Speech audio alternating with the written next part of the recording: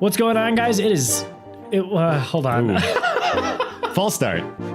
What's going on, guys? Welcome to Franchise Unpacked. My name is Zach. And this is Dave. And today we're talking about good old Spider-Man. Spider-Man. And I'm super excited. You can't see it, but Dave's doing the little This is perfect in an audio medium. Yeah, he's doing like the little thing with the hands where like the thumbs out and the I'm shooting webs. Yeah, he's shooting webs. That's how I'm actually sitting today in the studio. I've webbed myself. We'll put it up on social media. Sure. But I've webbed myself a hammer. I'm gonna have so much Photoshop work to do. The problem is, it's like Zach then has to clean up. This is his place, so Zach has to clean it up. It's really just a pain for me. Behind the curtain. Oh, they just saw. Now they know. Now they know where we record. Well, I think I said apartment in another episode. Oh, I'm sure. Okay, yeah, that makes sense. I mean, but I didn't say whose apartment, so well, no. They're gonna start throwing stuff at the window. It'll ruin the recording. You'll hear it. I know, and then there you go, guys. We're that level of fame yet already, where people are going to be very aware, hunting down where I live. We're the zeitgeist. Yep, absolutely. So yeah, today we're going to be talking about Spider-Man, and this one is interesting because the first two topics that we talked about, we talked about Zelda. Dave and I pretty much live Zelda. Although we both also, I missed a couple small things in there, but anyway. And then I love Star Wars. Dave knows everything there is to know about Star Wars. Spider-Man is kind of the first one that we're doing where we both love Spider-Man, but it's just something that we love. We're not super experts in it, but we wanted to discuss it with you guys. We've been looking up some stuff about it, and we've been trying to, I've been really excited about it lately because Into the Spider-Verse came out recently, yes. Which we will definitely be talking about because that was by far my favorite Spider-Man movie. I mean, I gotta see it. I'm behind. So yeah, that's where I'm coming from. Like Zach just said, we'll get into it. My first, that I can think of, real fandom coming was from the first movie with Tobey Maguire. Yeah. So and that's a good place to start. I mean, we could go back into the old cartoons, which we'll touch on a little bit because so Spider-Man initially had his release in 1962. Oh yeah. Which of course, after that we had cartoons and comics and everything you could imagine. I mean, he kind of blew up. Stan Lee was right there from the beginning with Steve Ditko. They both created him, or are said to have created. Stan Lee. Yeah. He created them all, but he also, Yeah. stole a lot of stuff, but we'll see. But I believe Spider-Man, especially in 1962, was way back. When you're in a position like Stan Lee, though, R.I.P. Yes, when you're in a position like that, I do consider even if he had someone come to him with a co-idea, I still do consider that an idea because I could see them coming to him with something and he develops. You start to wonder what quote unquote stealing is. It's more of co-op, like you said, co-opting an idea, helping develop into something that is then Spider-Man. Yeah, something that's tangible, something that would otherwise maybe have fallen through the cracks. I bet it was Arachnaboy, and then Stan's no, I smoked a J, and then I thought there was a man, but that'd be perfect. Yeah, but he's a boy. That'll get him. Oh man, my glib Stan Lee impersonation. I'm gonna miss seeing his cameos. I guess he's got a few more in the can. Yeah. They filmed, I was hearing every year they'd try and film 8 to 10 of them. Wow. They've got them slated. Yeah. They got them all. And we're talking about Disney. Here we go. This is where we're going to throw ourselves into litigation. This is the segment. I knew we'd get there. Luckily, with Spider-Man. We hear a knock at the door. It's Walt's people again. We already knew it. They knew we'd be here. And bubbling through the frozen head. It's Goofy this time. Gord. I'm going to beat your face in. No, let him go. Jeez. But but what's... I'm sorry, just the idea of this time Walt's sending his characters, the ones that you meet at the theme park. Yeah, yes. I'm talking mascot level character actors. Yeah. Still sweating, miserable, underpaid. Absolutely. Anyway, a little bit of a tangent. We digress, out of litigation. That's our usual having to get through Disney's legal team. There it is. We did it. I think we successfully navigated it. And I didn't even think about it until it just naturally comes up because Disney owns everything. They own it all. They do. But where were we? We were talking about Stan Lee and how he has all of his cameos filmed. All of his cameos filmed. Yeah.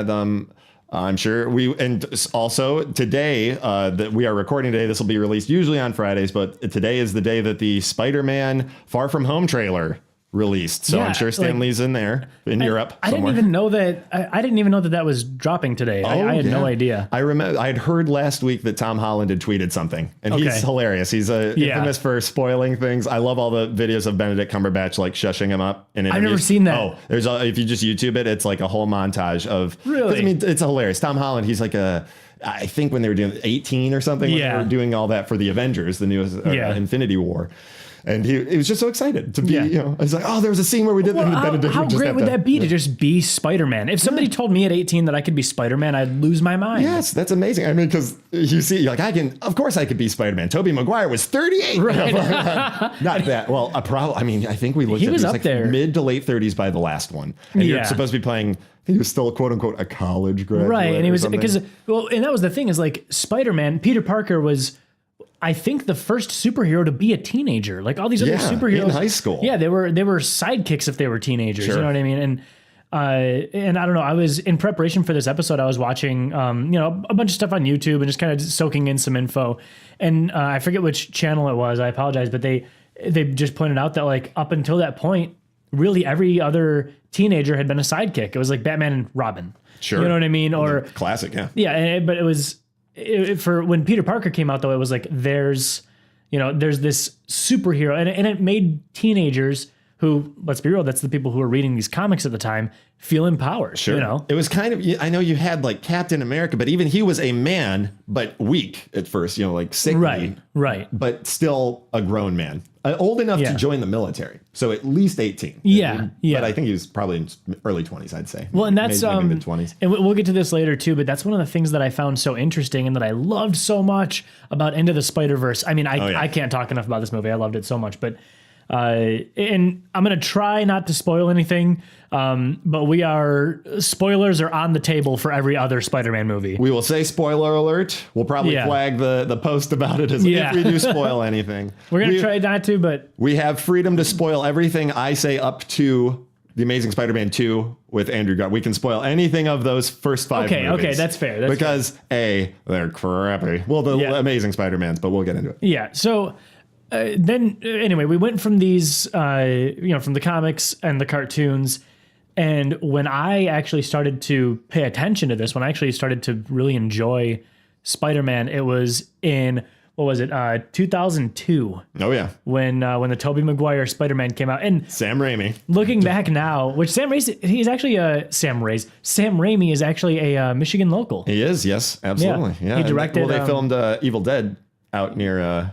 Out west, I think near Kalamazoo. A lot of them went to Western, I know, but one of them was wearing a Western sweatshirt in the original Evil Dead. Oh yeah, that's so funny. A buddy of mine, or a state one. It's one of the colleges. Yeah, a buddy of mine, his dad who had passed away unfortunately, but he went to school with Sam Raimi. Oh wow, yeah, same high school and everything. Well, his brother's in all of his movies too. Really, I didn't know that. Yeah, he's in the Spider-Man movies. He's J. Jonah Jameson's assistant.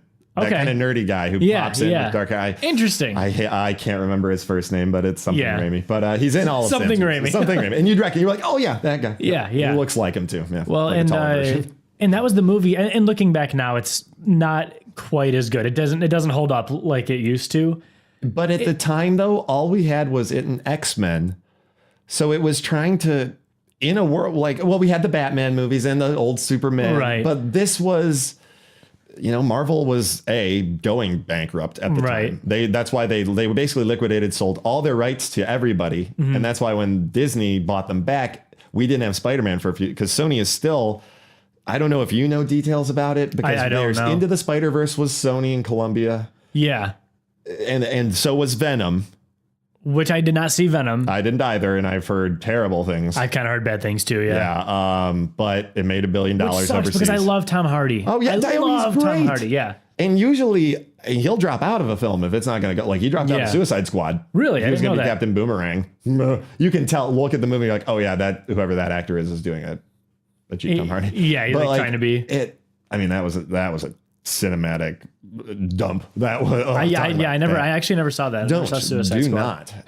They're making a second one because Margot Robbie made $1 billion for them overseas. And right. Everybody bought all. Well, and everybody wanted to be Harley Quinn for Halloween from then until this year. You know what I mean? And it's like people who like equate him and Harley Quinn and the Joker as like the best romance. I'm like, are you kidding? Yeah. It's like, you don't understand. It's like people who use the term snowflake and use it like derogatory. And you're like, you don't know what Fight Club's about. Like, you do not know what the term, like how much of an idiot that makes you sound like. Right. Oh man, I wish that Fight Club was more of a franchise, because I would love to talk. You know, we might just qualify it as a franchise anyway. We could the author, what's Chuck Palahniuk. Yeah. We could absolutely do, because sure. I mean, a lot of his films have been turned into, or a lot of his books have been turned into films. And there's a lot of influence. I'm sure he's written and directed for television. Yeah. Anyway, we'll get back to it. We'll add that to the list. Stay tuned, folks. Future episode. For sure. But no, even though it was a little bit, I guess, crummy looking back now, it's like, it's not the direct. I mean, it doesn't look good anymore, man. We watched it this last year. Yeah. It's Sam Raimi directing. It is it's a horror movie almost, by like the sharp angles. And it's like, especially Spider-Man 2 with Doc Ock, which is a phenomenal film. Yeah, but 1 and 2 are great. That was my favorite one, was the second one. Yes. But there's the scene when the arms take over, and it's just like these weird cockeyed angles and like extreme close-up of these claws and shadows shooting across the room. It's like you're seeing a horror movie take over. And there's some funny moments of like, it still holds up pretty well. The graphics aren't great, CGI in 2002. Well, for me, it was the acting that. Oh yeah, like, I mean, Willem Dafoe was great. But like, the armor was bad. I forget. I was watching a couple scenes from it. Yeah, it was great. I was watching some scenes from it, and it was just like, I shouldn't say that it was crummy. It just wasn't as good as I remembered it being when I was 12. It's glaring almost. You're like, this doesn't, some of the film style and like even the editing, you're almost like, this does not hold up. Yeah. It doesn't, it kind of doesn't work. When X-Men did, when did X-Men was that was 2000 or something? I think so. I'd have to look it up. 9/11. I want to say that because Spider-Man was post 9/11. This is a little side note, fun fact. There, you can look up it on YouTube, watch the original Spider-Man movie. There was a teaser that Sam Raimi made. And it's weird because it's like extreme. It almost looks like another director entirely action scene. It's about these, you just see the robbers. It's all from the bad guy standpoint. Robbing a bank, getting in a helicopter or something, taking off. Then they hear all that. You see Spider-Man look up, and then you hear the web slinging. Okay. And lo and behold, the helicopter's been caught in between the twin towers in a web. Okay. It pans out and it says coming this summer. And it was like, holy crap, that looks amazing. And it did, but then 11, and they had to take a lot of things into editing. Interesting. Or it was coming next summer, and it was the trailer released the summer before 9/11. And that's really interesting. I didn't know that. Yeah, you can look it up and you're like, wow. Yeah. No wonder they filmed. Like, if he shot that for the studios, you'd be like, hell yes. Right. Hell yeah. Right. But then the Spider-Man movie, you notice, if you watch the two, after it's been released and edited, it's a real New York. Let's go. You see American flags all. It is a. It is a. And there was a lot of that at the time. Oh, yes. Absolutely. But like you were saying, like, that was, Spider-Man was, I mean, in my opinion anyway, the first movie to really step out and make a superhero movie. Yeah. I mean, like, even including some of those old Batman movies and some of the old, like even X-Men, like it was really awesome and it was a great action movie. But to me, it didn't feel like as much of a superhero movie. Spider-Man, when that dropped, I was like, my jaw hit the floor. Like, my jaw dropped with it. Yeah, it was like we had seen. That didn't sound as cheesy in my head. Right. It's okay. But we had seen Superman. I'm thinking of like the Christopher Reeves, the original ones, and it's set in a real world, like the time. They did a great job of that. Yeah. I mean, they invented of course the graphics. It's him on the green screen, but it was incredible at the time, and it was realistic. It's Superman in our world. Yada. Boom, done. Batman was Tim Burton. You get that Batman, Tim Burton, Batman Returns, and it is. You're like, oh, this is there. If you watch Batman, there's literal animated figures in it. There's real shots of either models or real footage. And then, like, in the very first scene you see Batman, I believe Michael Keaton is standing there and they had to hand draw his cape in because it wouldn't bellow in the wind correctly. Really? So it's a very far shot, so you can hardly tell. Right. But I think again in the end when Joker falls off, it's an animated really Joker. Interesting. Well, again, and so I guess you'd seen this extreme comic book look almost. There were superhero movies, but they felt like they were a product of, I don't know, like they hadn't figured out the formula yet to make it made a good mix. Right. And I think that, for all of its flaws, the one that Sam Raimi released was, I think, the first superhero movie to really, in my eyes anyway, that really felt like a superhero movie. Because I had seen, Superman and Batman growing up, but when I saw Spider-Man, I became obsessed. I started reading the comics. I started buying the action figures. It just blew up for me. I was thinking about it earlier too, and I think one of the main things was seeing the web slinging like that finally. The gymnastics of it, they did a really great job of him traveling. And then since then, it set a standard. I mean, even in the new Spider-Man movies, and then the game Spider-Man for PS4, which is phenomenal. Highly recommend it. I still got to play that. The web slinging alone is enough reason to buy it. It's so much fun. The controls are great, but it finally you're like, oh, this is what that looks like.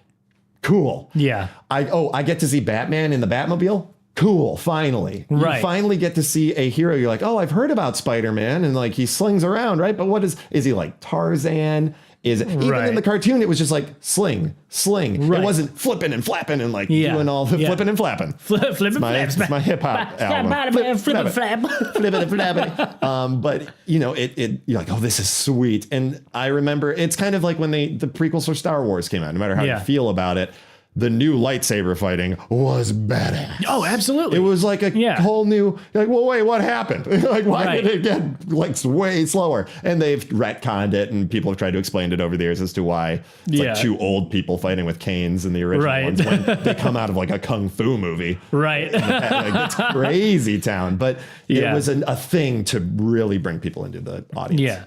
Well, that was really what to this day still sells me on it. I mean, it was a little bit cheesy when he gets in there with Bonesaw. Yeah. Bonesaw. You got 7 minutes with me. R.I.P. Macho Man Randy Savage. Oh, yeah. All right. He was great. Bonesaw. That was great. But that's from the comic. It is. That's your Bruce Campbell cameo. He's the announcer. Really? He is the fight announcer. And I love Bruce Campbell, another Michigander. That's why Sam Raimi, brought him in. They're old friends. I met him at in Royal Oak. Bruce Campbell? He came to a restaurant I served at once, and I was like, "That's Bruce Campbell." Was he chill? Like, very nice gentleman. Yeah, awesome. He sat at the bar. Sat with, I believe, his older brother. Looked a lot like him, but a very looked kind of like Ron Swanson. Had a mustache and just kind of that hair. And interesting. Shirt. Very nice guys.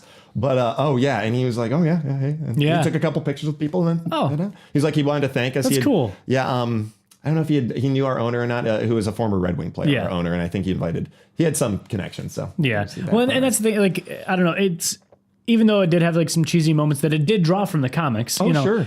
I also think that, and I could be wrong here, but I'm pretty sure that Spider-Man in that movie being able to shoot the webs out of his wrist. Yeah, it was a biological ability. Yeah, that was the first time. I remember thinking to myself, I like this at the time better. Agreed. Now, understanding who Peter Parker is and that he's an even more important character, that he's a genius and he builds these gadgets. And it's awesome too. That was Sam Raimi's issue. Yeah.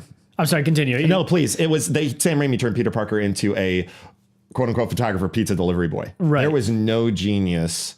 And the same thing with Andrew Garfield. Yeah. He was like a punk outcast, cool Peter Parker who could skateboard really well to Coldplay music, which was weird. Weird. The montage of him discovering his powers. Everybody watch The Amazing Spider-Man 1. What? Oh, I do. That movie is, we'll get to it, but that movie to me was so forgettable because I can't remember a thing about it. The second one was even worse because it was 2.5 hours or something. They were like, we've got a franchise on our hands and we're never going to give it back to Marvel. We're never going to sell this to Disney. They shove like 7 bad guys into it. They start hinting at, you see Doc Ock's arms in the background, you see this in the background, all this. They haven't even talked about the characters and you're just seeing all this stuff, and that's what they're getting themselves into trouble. And I don't know, I thought it was interesting that he made it a biological thing, like you were saying, that he could shoot web. Also, did you know that scene where Mary Jane spills everything and Peter catches it all on the tray? Yeah, that was not CG. He caught that on the tray. That was practical. I mean, I believe it. It took them a ton of takes, but obviously they sped up the take a little bit, but like now that I think about it, there's a heft to it. Especially with CGI throughout the rest of the movie, you can tell when something's real and when something's not. I'm like, why? But why? I know. Why at that one scene? Like, would they not just do it CG?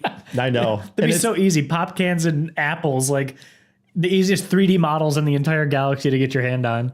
I think there were some really funny design and casting issues with Yeah. Spider-Man and Amazing Spider-Man. I think Spider-Man Homecoming has done the best job so far. Oh, for sure. I mean, let's talk about Aunt May for a second. Aunt May through the three movies, through the three series of movies. She gets younger and younger. And hotter. And hot. Oh, Marissa Tomei. My cousin Vin. Let me tell you. Anyway, but how do you feel about like Grandma May? I would call her in the Tobey Maguire movies. Yeah, she's ancient. Well, and that's the thing is like that was for me though. That was the norm. Like that was how I was. Understood. That was how I was introduced. And Uncle to Ben. Yep. It makes him a better victim, I get, or an easier victim if he's a younger man. Yeah, and it does make him a little bit wiser with the whole great power comes great responsibility. You know, that it makes him have a little bit of worldliness to him that you know that but it makes no sense age-wise. Oh no, absolutely not. And then you got your Tobey Maguire and your who was Mary Jane was what's her name? Why am I blanking? Kirsten Dunst. Kirsten Dunst. And then my first introduction to James Franco. I had never seen Mine as well. Freaks and Geeks really. No, I didn't either. And I did not think he was a great actor in Spider-Man 1. I'm like, this dude's hitting the fence. He's trying to act to the people in the back. Like he was acting hard. Yeah, and that's what I was talking about earlier. Like that's some of the stuff that got to me a little bit. You've got Willem Dafoe who's crushing it, but also he is chewing. There's teeth marks. You can see them in the walls of the scenery he's chewing up. And he's just like, when he's talking to himself in the mirror, holy crap. That's amazing. That's amazing. I think that's how Willem Dafoe puts himself to sleep every night. He just screams at himself in a mirror. Willem, it's time to get some rest. Willem, go to bed. I don't want to go to bed. Yeah, he's like he's playing both roles in the mirror. Yeah, he's like crying and like sweaty. Do the face that you always do. And that's the thing too. It was so from what I understand, like I said, we're fans, not experts. From the comic book, on the Green Goblin, and talking about design. He built like battle armor. There was the battle armor for the suit for the that they were trying to sell to the military. Oscorp was building this military suit and a glider. That's where you get the suit and the glider. But then he builds like a separate mask with a goblin face on it. Oh, that's right. Now, if you Google, you can look up original designs. They had a rubber mask like from the comic, and it looked just spitting image. Purple hat, purple link hat, and everything. Which would have been cool to see. I would. And it's like, you know what? If you're not going to turn him physically into a goblin, like chemically, right? Which I'm glad they didn't, because that's not how it is. Yeah. He in the original, he made himself this Halloween kind of looking outfit. Right. But they did update a lot. They almost made it real. They brought it into like Batman Dark Knight realism. Yeah. Like we mean a military practical suit and a practical piece of armor. Well, and that brings me to the first video game that I think is worth talking about was the Spider-Man game for GameCube. Yep, GameCube. 1 and 2. Yeah, and I remember the boss fight with the Green Goblin in the first one was so intense and so hard. That was a hard boss fight. Did you have to jump over the glider and like you were like on the you had to punch him a lot. You had to punch him a lot. You were at the bridge. And then he had all those like missiles and like pumpkin bombs that he would throw at you. That was a hard game, but it was. Bruce Campbell was the narrator in the training. Really? Modules, Bruce Campbell's just going to be popping on up. But I don't know. It was really cool though, because that was right at the time when I was playing a lot of video games as a kid. Oh yeah. And so I was living in my basement. Yeah, I was probably like 12 or 13, and you know, having that on GameCube, it was so great because I went from this movie that I adored to that game was good. I thought it was anyway. Well, and it was fun too because they added like extra characters, and Tobey Maguire did the voice. That you fought the Shocker, you fought this guy and that guy who weren't obviously in the first movie, but it was cool. They built it up. They did a good job of bridging the gap between the movie that they just released and the comic books that it was based off of. Like, you know, they did bring in some of those other, and they had good design. They had to bring in some extra enemies because you're not just going to have one boss. You're not going to play through the movie. Yeah. You know, which not like that. What was the Grinch game for PS1? Oof, I don't even know. Oh, that's a deep cut. Yeah, maybe we'll cover that franchise eventually. We will. The Grinch. The Dr. Seuss-averse. Oh my gosh. But so they had that game, and then obviously they had 2 more Spider-Mans with Tobey Maguire. Fun fact, Tobey Maguire demanded that he have a butt flap in his suit. Oh, absolutely. You have to. Probably by the second movie. I bet in the first movie he pooped himself. That's why he demanded. Well, he didn't want to go through because I guess you'd have to go through makeup and all that stuff just to get the suit on and off. I think they had to sew him into it. And so so he literally requested that he have a flap in his derriere so that he could take a poop. Oh yeah, I mean you gotta put some things in your rider. You don't want to take a spider poop. spider poop. It's not how he swings the web. No, not an actual spider style. Well, like a real spider would. Yeah, but that's why he wanted the flap probably. But yeah, and then they moved on to the Amazing Spider-Man series from Sony, trying to reboot the franchise. Within, I want to say, 5 to 10 years of the third one. And within so, 5 years of the third one or something. Oh, you know, like that. I was actually diligent and I brought up notes. And my computer went to sleep, so I'm gonna I'll knock it really quick. There we go. Yeah, the first Andrew Garfield one was 10 years after the first Tobey Maguire one. It was in 2012. But so quick for a reboot. Yeah, That's very quick. Well, I mean, unless you're looking at like, only like 5 years from the third, so Right. very close. unless you're looking at like the Hulk and those movies, because Well, didn't we get needed like to reboot 6 Hulk movies in like 2 years? Well, I remember the Eric Bana one Yep. from Ang Lee, which was terrible. Yeah, And then yeah. it was bad. And then they got the Iron Man verse going with the current MCU. And they're like, okay, well, we got it. Hulk has to be in this. So they gave it to Ed Norton. And then Yep. he had way too many demands. And they're like, you're out of here. Yeah. And then they, I think, just had to let it go. They had to let it rest.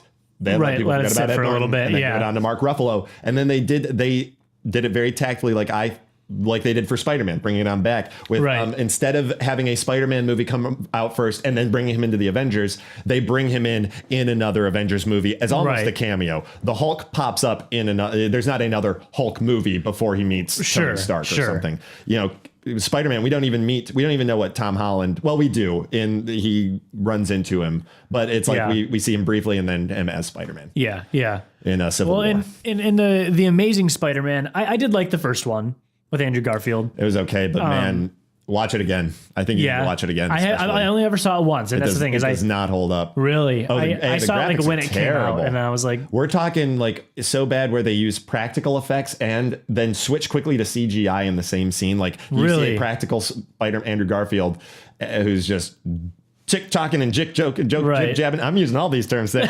just he's got it's the Tobey Maguire had the nerdy Peter Parker sort of down, but he wasn't like smart. Andrew Garfield had the quick talking Spider-Man down, but then he was like a cool Peter Parker. Right. It just didn't make sense. Yeah. And he's just side note, I told Zach this earlier. I used to live in New York City and work at a restaurant called Joe Allen in Manhattan, and it served a lot of celebrities. And one evening, Andrew Garfield and Emma Stone came into the restaurant. They were filming, I believe, the second Amazing Spider-Man movie at the time, but they were in New York. They were, I think, are still dating. They're still in a relationship. Yeah, they were fresh in their relationship at the time, and they were seeing Alan Cumming in his one-man show of Macbeth on Broadway, which is just amazing. One man doing Macbeth. Every character. Like, imagine that. It's Alan Cumming. He's incredible. But anyway, they all come in. Alan Cumming was sweating profusely from, he had literally just ended the show. They saw him and he invited them to this restaurant and a couple of their friends. They're probably about 6 people. so is this like a super upscale place then? Very fancy. Yeah, a lot of, it was fancy, very low key for celebrities, very popular. It's been around forever. I mean, I served Liza Minnelli, Martin Short, a lot of people came in there.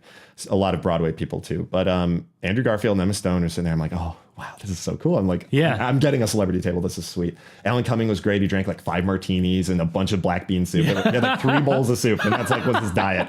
And he was in a mesh belly shirt. It was amazing. Everyone's also like, it's upscale New York. But he's he just came from his doing 2 shows, winning a Tony. He can do whatever he wants. he can wear whatever he wants after dinner. Emma Stone was the nicest. Oh, she was wonderful. She made eye contact, was please, thank you. I'm so sorry. Can I get a little more water? Very gracious. That's awesome. That's good to hear. Andrew Garfield, total jerk. Wouldn't even make eye contact. No, please, no, thank you. And it's like, whatever. I'm not, please, sir, can I get your, oh my God. I'm not doting. I'm being very professional. These people are here, not for me. They're not, and I was never like that with any celebrities, but he was a real jerk, and I'll never forget it. Yeah. Like, did he say or do anything specific? No, or was it just kind of very ungrateful and just very like, I don't care about you. He knew who he was, and that was that. Yeah. Above people. That's such a bummer. I mean, I'm sure there are a lot of celebrities like that. Like I mean, this is a little off topic, but a producer that I had worked with at my last job said that she had worked with what's the guy for a Maroon 5 lead singer? Adam Lambert. No. That's Levine. Yeah, Adam Levine. Another one. And she said he was the biggest jerk. Like, hard to work with, didn't want to work with anyone on set. Like, and hey, Zach and I are saying no hard feelings to any celebrities out there. I'm sure everybody has a bad day or something. Yeah, but, absolutely. We're just speaking from the one experience. Yeah. It's a big deal for sometimes. It would be tough being in a celebrity position because if you have a rough day, everyone that meets you on that day has a different view of you. If one of us has a bad day and we're short with the cashier at Kroger or something, I try not to be, but if we ever were, That cashier's not tweeting about me the next day. She does not There's care a lot at of all. pressure, and I understand that. Right. But at the same time, it's like a please and a thank you in a setting would be appreciated. Even if you're having you're a bad British. He's British.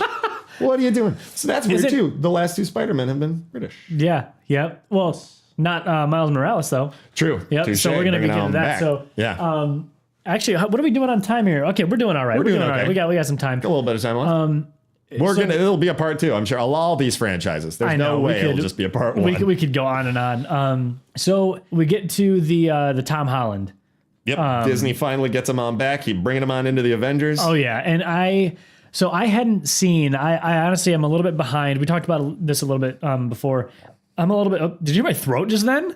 I did the same thing too. It was so weird. I don't know if that was like we're being choked by a ghost. Stanley's in the room. And he's like, "Stop talking about It's Walt. Yeah, it's Walt and Stan. Where they're like, "We're millionaire ghosts," and they're just, he's choking. It worked. Yeah, that's Mickey, no.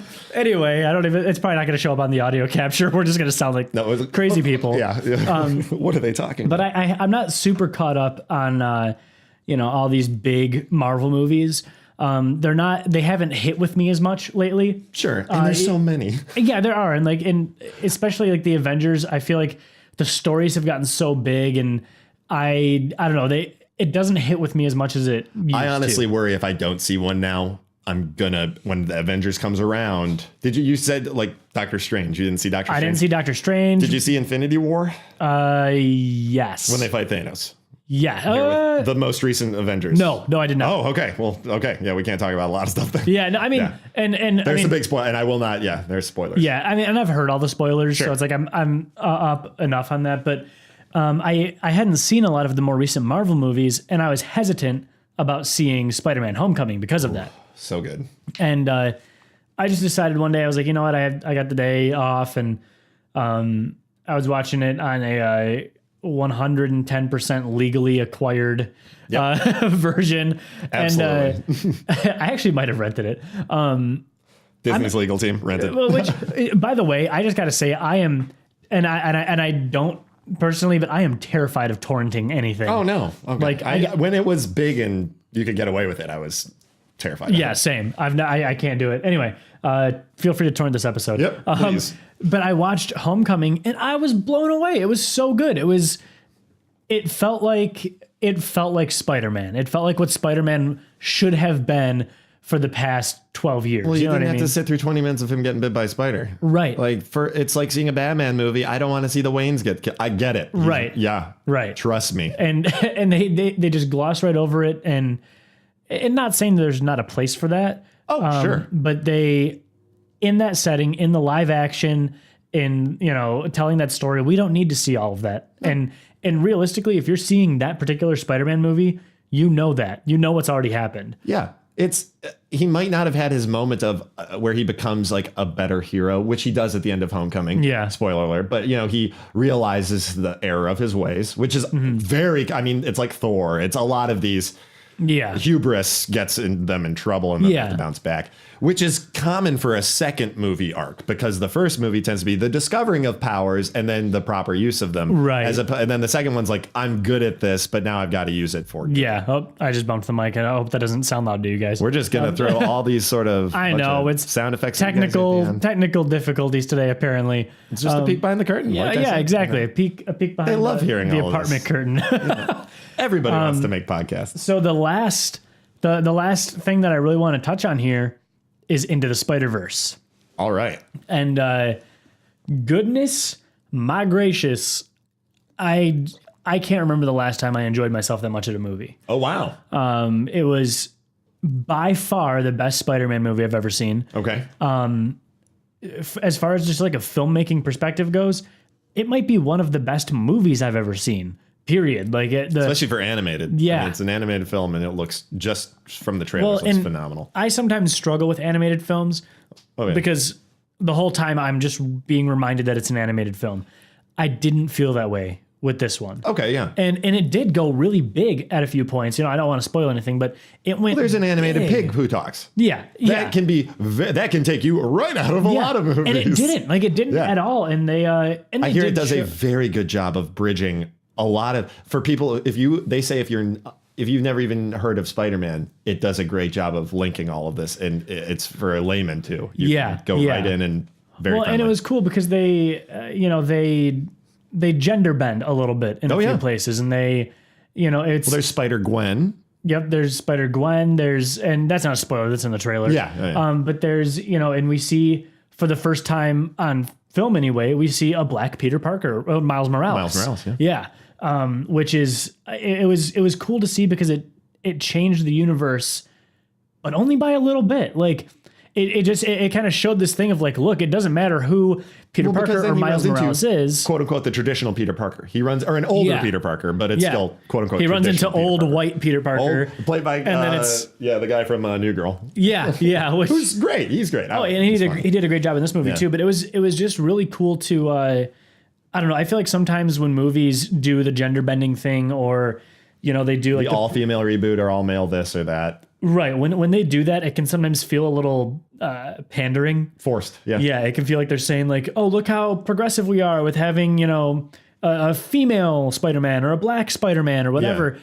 This one didn't feel that way at all. It just genuinely felt like they were telling the story that needed to be told. And, Miles is a great character. Miles is an awesome character. Yeah. And fun thing, Donald Glover plays Miles's uncle in the new Spider-Man movies. Really? Do you realize that's his uncle? No, I didn't. There's a couple hints at it because his name's he's not Miles. Everyone thought he was going to be Miles Morales for it, but then he's a little older. He's older, and he's selling those guns, or he's trying to buy in Spider-Man: Homecoming the guns from Vulture's people, and he's man, I don't need to teleport somebody back in time. I just need a gun. He's like, I've got a nephew who lives in this neighborhood. Man. That's his and then there's a couple, and I think he calls him out when he does his voice all day. Yeah. I'm not a boy, I'm a man. Yeah. He's like, I'm not a girl, I'm a boy. But I think he calls him Morales. He looks up his license plate to know who there's another hint. And you do meet his uncle in Spider-Verse as well. Yes, and in the PS4 game. Miles is a big character in the PS4 really? game. I didn't know they're that. setting up, no spoilers, but there's a lot of DLC coming. Yeah. The Fantastic Four are actually joining the game next. There's going to be Fantastic Four material. Because Sony still has the rights. I honestly think that Miles Morales might be my favorite Spider-Man. Like the way that they brought it back to a younger character. I thought did. Innocence, I think, because he's I want to say like middle school or early high school. It has to be early high school. He looks young. I think I would say freshman, sophomore. Yeah, which he's a sophomore. Tom Holland's a sophomore. Yeah, in Homecoming. But I mean, it's so young and he felt young. You know what I mean? And I think that was the benefit of it being an animated movie, is they can make him look however young they want. The voice actor did a great job. I forget who voiced. I don't know if I looked up who voiced Miles Morales. I couldn't tell you. But no, it was just phenomenal. If you haven't seen it already, please just take the time and go watch that movie. I think it's still in theaters. If not, just hang on to your butts until it comes out on Blu-ray. Because see that, don't see Venom. Yeah, don't see Venom. I mean, I still feel like I should see Venom at some point, but I'm gonna wait for it to come out. Yeah, it'll be on Netflix or on demand or something. Yeah, I just can't. I heard a lot of really. I heard he doesn't come in contact with the symbiote until 38 minutes into the movie. How do you have a movie called Venom? It's like having Spider-Man and then him not get bit until the last half hour. Right. What are you talking about? That's ridiculous. Well, and it was kind of cool. So in Spider-Verse, another thing that was kind of just a big theme was tech. Everything was, and like we were saying earlier, kind of bringing it back to the beginning, like it had this feeling like this whole universe was already high tech. Like you could do whatever you want there, and I mean, I can't say it. I can't say it because of a spoiler, but you don't have to worry about being this is also set in the future. It's not like that. You're also I have to learn the rules of this. Right. It's almost like just let it wash over you. Right. And you can okay, we're here. Yeah, and even down to the kind of secondary characters, his parents and his uncle and all that stuff, like they all had so much depth as well that not once during the movie did I feel like, this is totally fake, or this is like a bad story arc or whatever. It all just felt really good. I know I'm just geeking on. No, it's a great endorsement, and I mean it brings us to it's kind of the current present state of the franchise, the future of the franchise. We've got, like we mentioned earlier, there's the Spider-Man Far From Home coming out this July. Which looked incredible. June or July. Yeah, and then we were saying, who was it in the trailer? Mysterio? Mysterio, yep, Jake Gyllenhaal. I'm very intrigued about that. Which I love the way they designed Mysterio, He looks cool. They described him as an Iron Man and a Thor mashed up. It looked awesome. And how his like globe hat came on as like protective gear on him. His little fish globe. But yeah, and then I mean, from what I understand, including this movie, I believe Tom Holland has signed on for 5 more. 5? Oh yeah. Well, I think with the next iteration of Avengers, I mean, doesn't he become Spider-Man becomes one of the leaders of the Avengers, and isn't he the first person to take his mask off to the public and say, "I am Peter Parker"? I thought that's what really ended the Civil War. It was the issue of. I'm not super familiar with that arc. From the comic, and this is, I could be totally wrong. Comment, nerds, but it's come at me in those comments. I think it's just what we're gonna call our fans is nerds. Nerds, like franchise nerds. You guys are the nerds. Nerds Unpacked, or franchise unpackers, FUs. But it's,